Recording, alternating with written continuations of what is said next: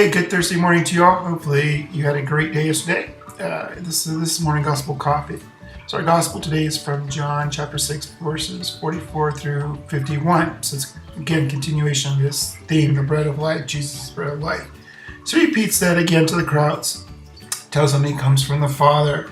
The Father is drawing them to him, to Jesus, so that they may know the Father. Then he goes back into I am the bread of life.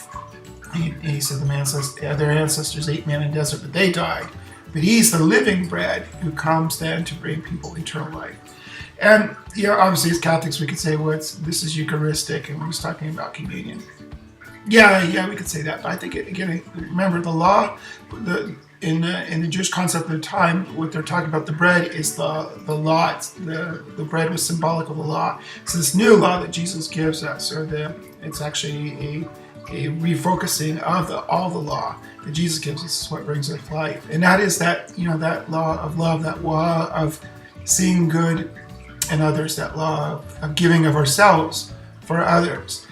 And I think if we did some internal work and we looked at ourselves and if we're experiencing some hard times in our lives, where we just don't feel like we are truly alive, or life is not going good for us, I think if we did some introspection, some prayer on that, we'll find it's because we're probably self-absorbed. We're being caught up in our own pain, our own suffering, our own issues, our own worries, and so that's keeping us from being alive. But when we refocus that, consciously refocus ourselves outwards to look for the good in the world, look for the good in others, and act on that goodness, then that brings us back to life.